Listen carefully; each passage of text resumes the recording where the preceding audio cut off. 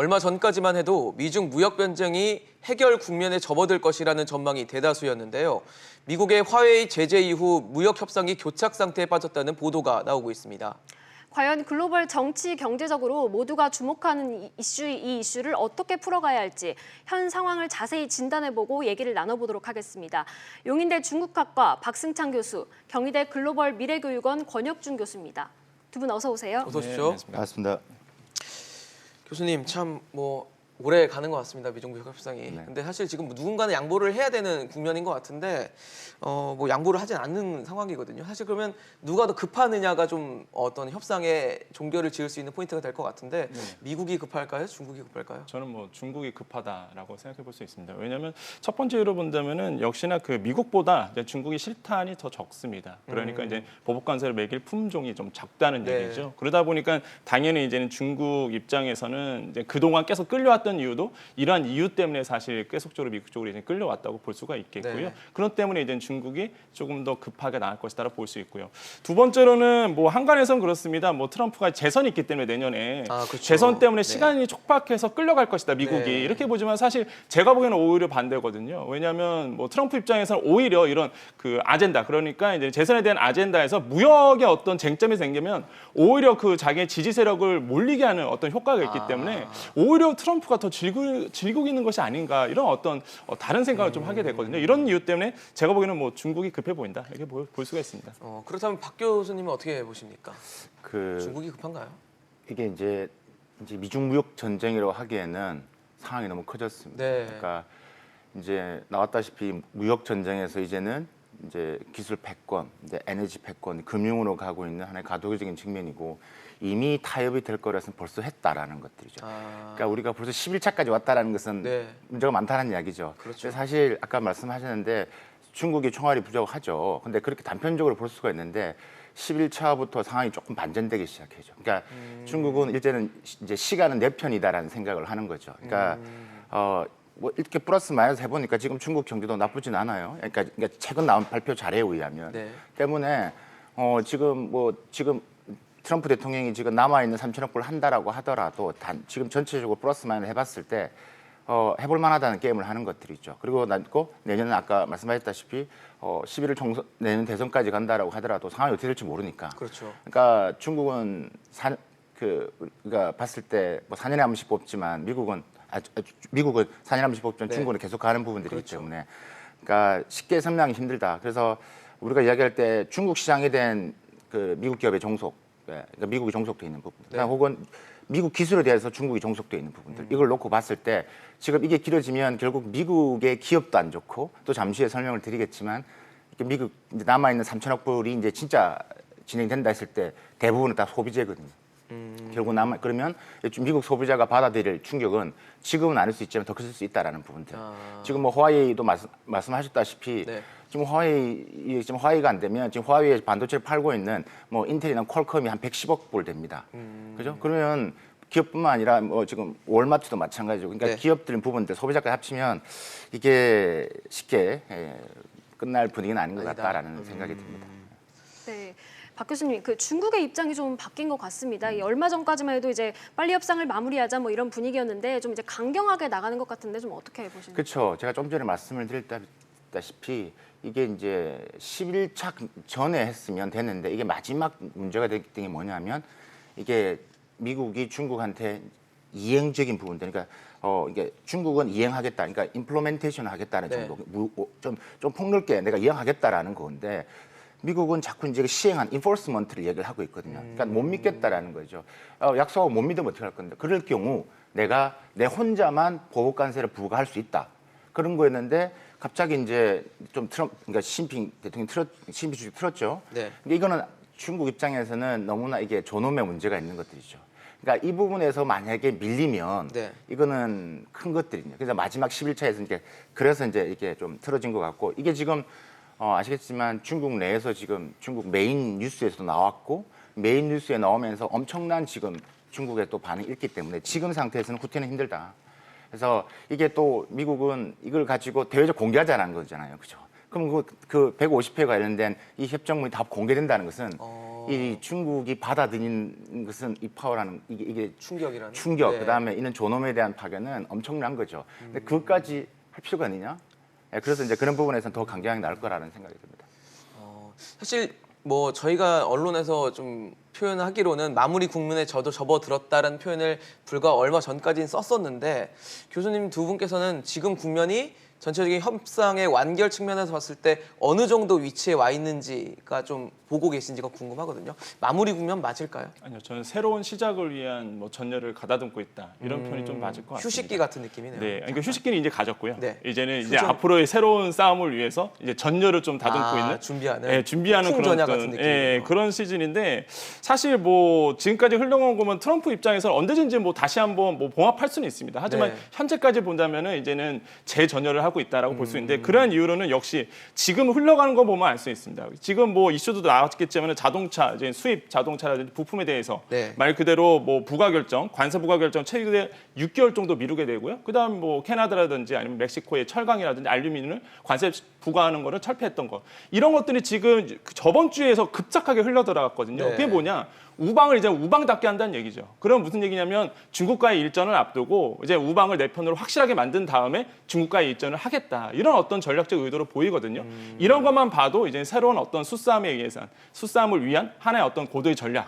그래서 전열을 가다듬고 있다. 이게 좀 맞을 것 같습니다. 박 교수님 어느 정도 위치에 있다고 보십니까 지금 상황? 그 지금 전열을 가다듬기에는 패가 다 벌려졌습니다. 다 알고 있다는 거. 서로가 서로의 패를 다 알고 있습니다. 그러니까 미국도 중국이 왜 저러는지 알고 있고 중국도 입장에서는 미국이 왜 저러는지 알고 있고. 아니까 내주지 못하는 거 아닌가요 또? 그렇죠. 근데 그런 부분에서 처음에는 그러니까 만약에 트럼프 대통령이 중국을 끝까지 이렇게 쪼개겠다면 지금 남아있는 3천억 불을 이렇게 끌 이유가 없습니다. 제가 아까 말씀드린 3천억 불을 미리 던졌어야죠. 같이 던졌어야죠. 남아있는 3천억 불은 뭐냐면 소비재입니다. 그 전에 우리가 1차, 2차는 주로 중간재고요. 네. 3차도 중간재가 50%, 소비재가 25%입니다. 그러니까 남아있는 3천억 불이 뭐냐면 미국 소비자 직접 타격을 주로 소비재 제품입니다. 그러니까 이거를 저는 항상 이야기하지만 이걸 같이 던져야지 왜 지금 끌고 있냐는 거죠. 그래서 이게 지금 당장 또 아까 우방 말씀에 저는 또 다른 의견이 뭐냐면 우방이 뭐냐면 지금 영국이나 프랑스도 같은 노선을 같이 하지 않았습니다. 자국의 이익에 따라서 같이 할 수도 있고, 전 5G도 마찬가지거든요. 내 혼자 노선을 가겠다라는 것들이거든요. 그래서 지금 이런 부분에 있어서는 지금 이제 제가 생각할 부분에서는 일단은 앞에 지금 다가오는 지금 다음 달 있는 뭐 우리가 지금 오사카 G20 부분에서도 조율은 될 수는 있겠지만 네. 이게 그로 끝날 것이냐 이게 제가 계속 드시면 패권의 결국은 방향성을 띠고 있기 때문에. 네. 앞으로도 이런 부분은 계속 트러블이 있을 수밖에 단순히 봉합 차원에서도 그런 측면에서 우리가 당면하고 있는 이 미중 간의 이제는 무역 전쟁이 아니라 패권으로 가는 이 흐름에서는 이제 시작이다라고 볼 수밖에 없는. 근데 패는 다 알고 있다라는 부분. 그럼 교수님, 저희 사실 중간 선거 있을 때까지만 해도 어느 정도 좀 정리되지 않겠냐 했는데 안 됐고 이제 트럼프 재선까지는 그럼 이런 분위기가 계속 간다라고 이렇게 장기화 된다 봐야 될까요? 근데 이게 그 모멘텀이 되는 게 지금 아까 일단 두 정상이 만나야 됩니다. 리더가 네. 만나야 됩니다. 그게 이제 6월에 그렇죠. 그게 이제 우리가 그 전에 우리 한 달 유예할 때도 아르헨티나에서 만나서 우리 한 달 동안 연장하자라고 네. 했던 것처럼 두 정상이 만나서 뭐가 나와야 되는 부분. 그래서 그게 이제 하나의 전환점 역할을 할 것이다. 하지만 거기서 결정된 건 아닐 것이다. 근데 저는 일단 장기적으로 봤을 때 봉합은 되되 네. 지속될 수밖에 없는 부분 있다라는 부분들. 트럼프 대통령이 내년 대선에서 재선할 것이냐 가능성이 높죠. 지금 분위기가. 근데 지금 아시겠지만 미국 월가라든가 그다음에 그 실리콘밸리 이런 부분에서 별로 반응이 안 좋습니다. 네. 왜? 지금 월가 부분에서는 지금 이것 때문에 피해가 막심하거든요. 사실. 그러니까 미국 대선에 월가에서 지원하는 금액 전체 대선 금액에서 한 15% 정도가 월가에서 나옵니다. 네. 그래서 월가가 지지를 안 하는 부분도 있다라는 것들이죠. 그다음에 실리콘밸리도 지금 아시겠지만 트럼프 대통령 반이민 정책. 네. 실리콘밸리 일하고 있는 엔지니어가요 한 60%가 전부 다 이민자들입니다. 다른 나라에서. 엔지니어들입니다. 네. 그러니까 그 사람들 입장에서는 거기서 만드는 미국의 혁신의 ICT가 결국은 어디 시장에서 빛을 발하겠습니까? 결국 중국이란 막대한 14억 시장에서 네. 할 수밖에 없거든요. 그러니까 플러스 마이너스가 매우 크다라는 것들이죠. 메이드 인 차이나 지금 월마트에서 지금 뭐 예전에 한 70% 갔는데 지금 한 반 정도라고 봤을 때 지금 뭐 이제 중국도 수출을 이제 안 하면 관세를 올려가지고 그죠? 그러면 이제 수입을 덜 하지 않겠습니까? 그렇겠죠. 그럼 이제 월마트 메이드 인 차이나 줄어들면 결국은 미국 서민, 그러니까 정말 밑에 있는 뭐 피해는 흑인이 그쪽으로 가겠군요. 할 수밖에 없는 부분들. 이런 부분이 있다라 했을 때 트럼프 대통령도 셈이 복잡해질 것이다. 그러니까 지금 시기가 있기 때문에 지금 조율을 하는데 갈수록 조급해질 수도 있다라는 부분들이죠. 예. 그러니까 그런 부분 판단을 트럼프 대통령이 지금 뭐 시간을 보면서 지금 네. 조율을 할 거라는 생각이 듭니다. 근데 그거를 시진핑 주석이 안다라는 것들이죠. 그러겠죠. 네.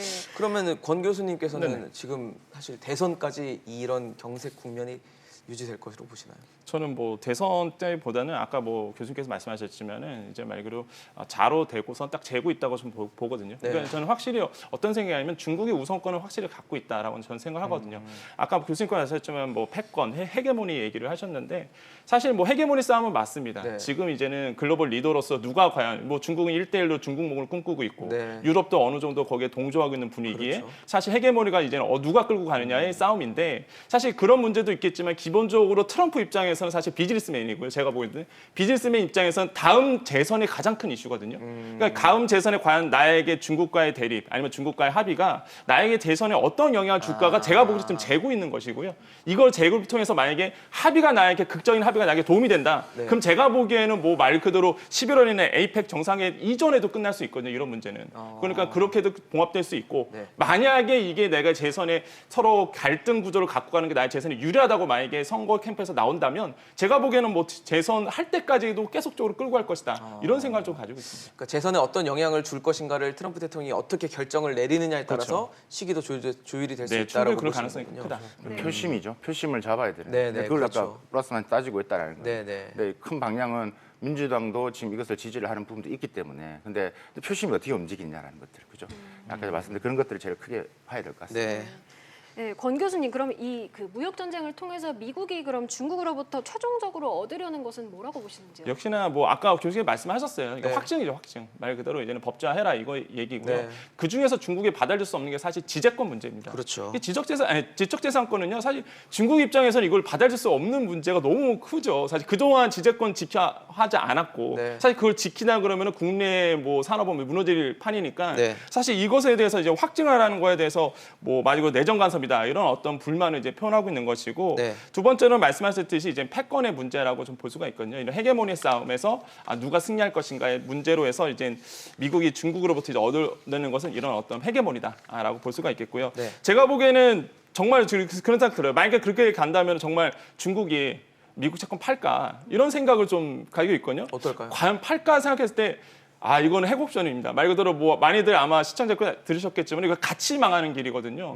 지금 뭐 아시다시피 미국 채권 가장 많이 갖고 있는 게 중국이고요. 네. 만약에 채권 가격 떨어지면 중국 산업도 중국 경제도 흔들릴 수 위태위태하거든요. 있죠. 네. 그렇기 때문에 이거 같이 망하는 길로 갈까? 제가 보기에는 그렇지 않을 것이다. 지금 물론 채권 조금씩 팔고 있습니다. 시장에서 계속적으로 미국 채권 팔고 있는 모습은 보이는데 네. 하지만 과도하게 풀거나 아니면 시장에 영향을 줄 정도로 그렇게 주지는 않거든요. 네. 그러니까 맛을 좀 보여주고 있다라고 표현할 수 있는데 사회 보기에는 중국에서 입장에서는 미국 채권 쉽게 팔기는 건드릴 쉽지 수 않을 것 같다. 없다 이렇게 보고 있는 겁니다. 교수님 팔까요?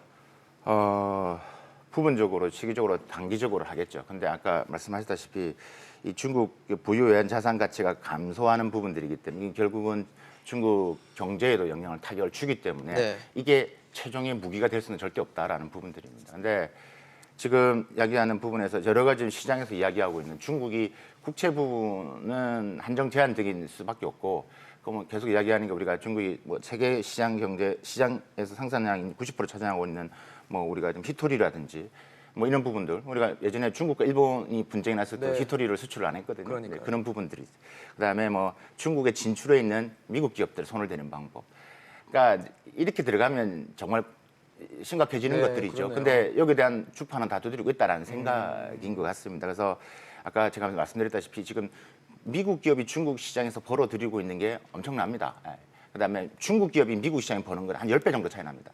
그러니까 이제 이게 아우성이 일어나면 이까지 가면 이제 결국은 트럼프도 고민이 많아지기 때문에 그러니까 이런 주판을 두드리고 있다라는 부분들이고 국제는 하나의 조그만 부분적인 하나의 방법론을 얘기한다라고 생각이 들고요. 네. 저는 미국이 얻으려고 하는 것은 이런 것 같습니다. 과거에 그러니까 미국 GDP 이제 40% 이상 오면 미국은 손을 대거든요. 네. 과거에 70년대 소련도 그랬었고요. 네. 한 44% 왔을 때 분리를 시켰고요. 85년대 프라자 합의 일본도 한 38% 됐을 때 그쯤이었네. 엔화를 반으로 올려버렸죠. 그래서 이제 붕괴시켜버리고. 근데 2010년도에 중국의 GDP에 미국 GDP에 한 40% 왔습니다. 그때 놓친 거죠. 네네. 그때를 했으면 상황이 지금처럼 안 됐죠. 왜 놓쳤느냐? 우리가 다 아시다시피 2008년 글로벌 금융위기 네. 났을 때 그거 수습한다고 바빴잖아요. 그러니까요. 그러고 나서 보니까 지금은 중국 경제가 미국 경제 GDP에 지금 한 65% 정도 차지합니다. 66% 될 겁니다. 그러니까 너무 큰 거죠. 그렇네요. 그러니까 이런 부분에서 조금 이제 힘이 드는 거예요. 그래서 이제 기술 패권 부분에서 그러니까 아까 말씀 우리가 계속 이야기하는 지금 기술 패권 부분들 더 나아가서는 지금 금융시장에 있죠. 금리 뭐 환율 자유와 금리 자유와 그다음에 자본 자유까지 가는 시나리오를 가야 되는데 이게 단계가 필요한데 자꾸 이제 미국은 한꺼번에 이번에 기회다 싶어 해결하려고 계속 싶어서. 두드리려고 하는 거죠. 네, 사실 한국 입장에선 그렇습니다. 이 트럼프 대통령 한마디 할 때마다 코스피가 흔들리고 외환시장 변동성이 커지고 이런데 이 트럼프 한마디가 더 큰 변수가 된 이 상황을 좀 어떻게 이해하면 좋을까요? 권 교수님 먼저. 이게 굉장히 아이러니한 게 사실 이게 협상이 결렬됐다 얘기 나왔을 때 뭐 월가 쪽에서는 그렇게 떨어지지 않았어요. 그러니까 뭐 나스닥에서 3% 떨어지는 이런 부분이 것들이요. 있었는데 네. 사실 그거는 초고점 찍고 조정장에서 이제 일어난 부분이기 때문에 사실 꼭 협상 때문이다라고 얘기는 애매한 부분이 있고요. 근데 우리나라 같은 경우에는 굉장히 많이 폭락했단 말이죠. 그러니까 제가 보기엔 그렇습니다. 이제는 투자자들이 과연 그 자국의 어떤 경제 펀더멘털을 어떻게 인식하고 있는가의 싸움인 것 같아요. 미국 같은 경우는 너무 건실합니다. 지금 아까 교수님께서 말씀하셨지만 미국 경제 좋거든요. 네. 지금 굉장히 좋기 때문에 고용률이라든지 성장률이 굉장히 잘 나오기 때문에 자신감이 있는 것이고요. 뭐 이런 어떤 이슈 때문에 사실 미국 경제가 흔들린다라고 보진 않는 거죠. 투자자 입장에서는. 근데 우리나라는 완전 다르죠. 펀더멘털 자체가 굉장히 취약하다라고 지금 인식을 하고 있고요. 그거는 뭐 국내 투자자가 더 이제는 공포에 질려 있는 부분이 있기 때문에 이런 자그마한 이슈, 뭐 작다는 표현은 그렇지만 아무튼 이런 이슈들이 계속적으로 나왔을 때 사실 우리나라의 경제를 믿지를 못하니까 계속 던지게 되는 현상들이 계속 일어나거든요. 네. 그러니까 제가 보기에는 우리나라의 어떤 펀더멘털이라든지 뭐 금융 당국자 분들께서 경제에 대한 확신을 좀 줘야 되는데 지금 뭐 아시겠지만은 뭐 오늘 이슈도 다 나오겠지만은 뭐 고용률이라든지 기본적으로 너무 경제가 지금 제가 보기에는 위태라기보다는 굉장히 좋지는 않다 지금. 그래서 점점 더 하방 국면으로 갈 것이다라는 게 너무 눈에 뻔히 보여서 펀더멘털 자체에서 굉장히 의심을 많이 하고 있는 믿음을 거죠. 주기가 좀 힘든 상황이다. 그런 부분이 좀 우려스럽습니다. 근데 뭐 한국 경제 성장의 슬픈 한 단면이죠. 네. 우리가 뭐 세계 GDP에서 일단은 뭐 우리가 뭐 전반적으로 미중 간의 G2에 의지하는 게 거의 뭐 40% 이상이고 워낙 크니까요. 우리가 수출이 두 나라에 의지하는 비중이 워낙 크고 한 부분인 것 같습니다. 저는 이게 이제 이런 것 같아요. 그럴 수밖에 없는 구조에 있다라는 생각이 들고요. 한국의 대중 수출이 지금은 한 26.8%라고 하지만 직간접 합치면 한 30% 되고요. 미국 한 22.1% 정도 되고. 그러니까 지금의 현 상태에서 우리가 어떻게 봐야 되느냐 그러면 한국 부분에 있어서 그러니까 지금 미중 무역 전쟁으로 인해서 한국에 지금 뭐 트럼프 대통령의 말 한마디 트위트 한마디 그럴 수밖에 없는 구조인데 근데 사실 너무 여기에 안 흔들렸으면 좋겠어요. 그러니까 직접적으로 저는 두 가지로 봤어요. 첫 번째 직접적인 것들 결과, 두 번째 간접적인 결과. 직접적인 부분이 있었을 때 그러니까 중국의 그러니까 계속 길어진다 했을 때 대미 수출이 이제 감소하면 당연히 이제 한국의 중간재 수출이 떨어지겠죠. 그러니까 중국 갔다가 미국으로 가는. 그냥 최종적으로 미국. 근데 이게 한 5%밖에 안 돼요. 어쨌든 우리 중간재, 우리가 대중 수출이 제일 큰데 그중에 지금 한 80%, 80%가 중간재인데 네. 영향을 받겠죠. 그러면 그렇다면 간접적인 부분에서는 이제 중국이 수출이 당연히 안 되니까 우리가 떨어진 것도 있지만 문제는 중국이 자체적인 경제 성장에 제한이 걸리고 있다. 어렵다. 그러면 대중 수출, 그러니까 소비자뿐만이 아니라 중국 내에서 소비하는 중간재도 떨어진다는 거죠. 네. 그러니까 미중 무역 전쟁이 아니라 근본적인 중국의 경제 성장 하락의 국면에 있어서 우리의 경제가 지금 취약해 있다는 것을 좀 기억을 해야 될 것 같고 거기에 대한 중장기적인 대비를 하지 않으면 계속 이 미중 무역 전쟁 이슈의 아젠다에 끌려다닐 수밖에 없습니다. 그러니까 그 영향을 너무 키울 필요도 없다는 이야기입니다. 저는. 알겠습니다. 오늘 무비중 무역 분쟁의 영향과 또 상황에 대해서 권혁준 교수, 박승찬 교수와 얘기 나눠봤습니다. 말씀 감사합니다. 감사합니다. 잘 들었습니다.